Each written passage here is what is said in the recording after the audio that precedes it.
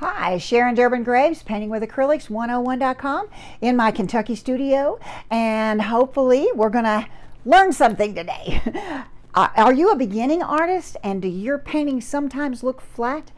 I've heard more artists and judges say that the reason a painting looks flat or is off is values. Doesn't matter about the color. It's the values of the items or a particular part of the items, particular part of the painting that's off because the values aren't right. Well, what the heck are we talking about? Okay, well, I have in my hand here a handy dandy little grayscale I just got from Blick Art. And what a grayscale does is show you what the values are. It has nothing to do with color, totally about the values. So if your painting looks flat in an area, you can take this, kind of figure out what value is it. Is it this dark? Is it this dark? Is it this light?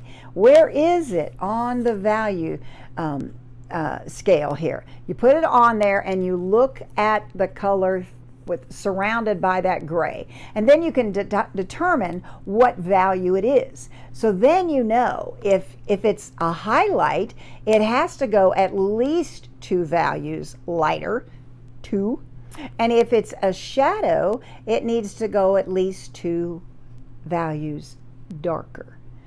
So that will give you what I think what happens more often than not is we try to make these two right next to each other, and they're so similar that it kind of looks like a blob. Whereas if you could put this one and this one next to each other, then you've got some difference. Then you can see that, okay, so that side of the building is 2 shades light. You wouldn't be saying this in your head as a viewer, but your eyes would be picking it up that that side is lighter than this side. So it tells you tells your eyes all sorts of things.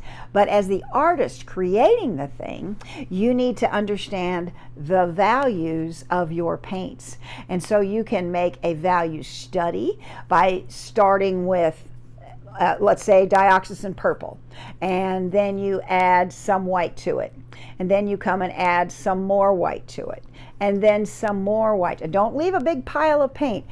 Keep adding, and you'll end up with something that looks like this, only in a color. And I like purple. It's just fun. But you can do it in any color, just so you can see what one more addition of white will make. And when you take a color and you add white to it, that's called a tint. Some people call it a pastel, but it's a tint is what it usually goes by.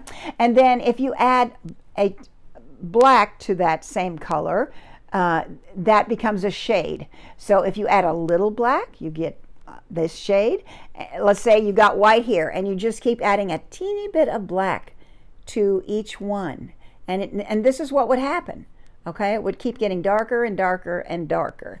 So that's how you do your own value study, and then when you see those differences, then it starts to make a difference. But when you're looking at your painting and you're thinking it looks amateurish or it looks flat, it's almost always right in here in the values. So check that out. The next time you're painting, try to remember that it has to have form, so it has to have values, and it has to have a minimum of 3 values to give it form, because you're trying to create different planes in the painting. You've got a 2D surface, okay?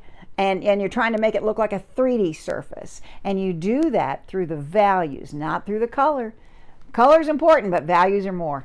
So thanks a lot. If you enjoyed this, give me a thumbs up and subscribe to my channel. Thank you so much for being here today. Sharon Durbin Graves, Painting with Acrylics 101.com.